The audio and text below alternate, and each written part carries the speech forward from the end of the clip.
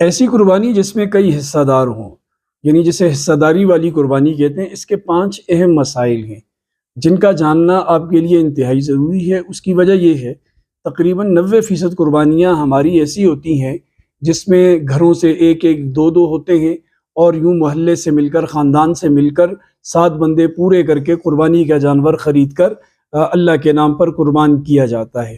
تو یہاں جب بھی اس طرح کی قربانی ہو، اس میں 5 چیزوں کا خیال رکھنا بہت ضروری ہے۔ یہ 5 مسئلے ہیں، ان کو اپنی گرہ میں باندھ لیں اور دوسروں کو بھی یہ سمجھائیں کہ ان میں سے کوئی ایک چیز بھی اس میں کسی قسم کا سمجھوتا کسی کے ساتھ بھی نہ کریں۔ پہلی چیز نیت ہے۔ سب کی نیت اللہ کی رضا ہو، سب کی نیت اللہ کے حکم کی پیروی ہو، نبی پاک صلی اللہ علیہ وسلم اور سنت ابراہیمی کی اتباع ہو۔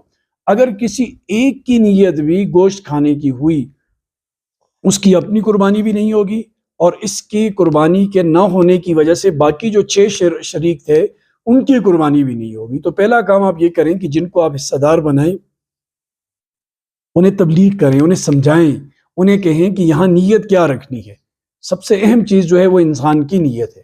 دوسری چیز جو ہے وہ آمدنی کو دیکھیں اور اس کا بہت زیادہ خیال رکھیں۔ آپ اپنے ساتھ قطعاً ایسے آدمی کو قربانی میں شریک نہ کریں کہ جس کی آمدنی ساری یا اکثر حرام ہے۔ ایسے بندے کو بالکل نہ شریک کریں، چاہے وہ کوئی بھی ہو، جس حلیے جس لبادے میں ہو۔ وہ میں ان کی تفصیل میں نہیں جانا چاہتا، پیشوں کی، لوگوں کے جو مختلف کرائٹیریا ہیں اس پر، بس جس کی آمدنی حرام ہو اس کو اپنے ساتھ نہ کریں۔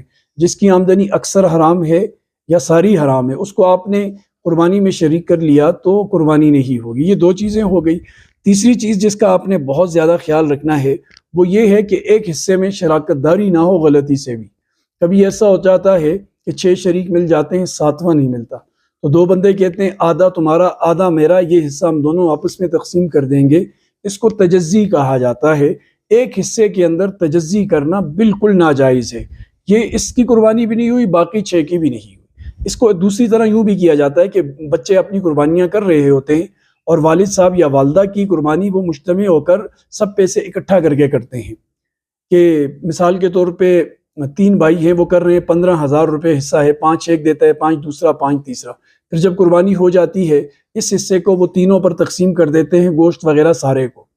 تو یہ قربانی نہیں ہوتی۔ تجزی ایک حصے کے اندر ہو ہی نہیں سکتی، جس طرح ایک رکعت تقسیم نہیں ہو سکتی، اسی طرح ایک حصہ تقسیم نہیں ہو سکتا۔ اگر ایسی صورت درپیش ہو والدین والی تو ایک کو مالک بنائیں مکمل اختیاری کلی کا، اور پھر وہ پیسے دیتے وقت اسے پیسے دے دیں، وہ مالک بن جائے، اور پہلے سے طے ہو کہ یہ سب کچھ اس کا ہے، یہ سارے کا حصہ پورا خود لیتا ہے کہ غریبوں کو دیتا ہے، کسی اور کو دیتا ہے، پھر اس کی مرضی پر منحصر ہوگا۔ جیسے کسی کا اپنا حصہ ہوتا ہے اس طرح کا اس حصے کا اسے مالک بنایا جائے۔ چوتھی چیز جو آپ نے اس میں دیکھنی ہے وہ گوشت کی تقسیم ہے۔ گوشت کی تقسیم اندازے سے بالکل نہ کیجیے گا، یہ سود آتا ہے۔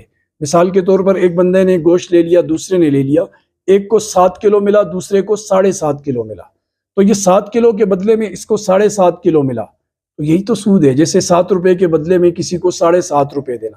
لہٰذا تول کر، تسلی کر کر آپ جو ہے نا گوشت کو تقسیم کریں۔ اور آخری چیز جو ہے وہ جو کام کرنے والے شہروں میں ہوتے ہیں، قصائی ہوتے ہیں یا وہ فضلہ وغیرہ اٹھانے والے ہوتے ہیں، اس کی تقسیم کا طریقہ کار بھی پہلے سے طے کر دیں کہ یہ تقسیم بھی قربانی کے حصے کی طرح ہم سب پر برابر ہوگی۔ مثال کے طور پہ 7 بندے ہیں اور یہ کام کرنے والے کے 7,000 روپے بن گئے، تو ہر فریق جو ہے وہ 1,000 روپے دینے کا پابند ہوگا۔ اللہ پاک ہمیں سمجھ کی توفیق نصیب فرمائے۔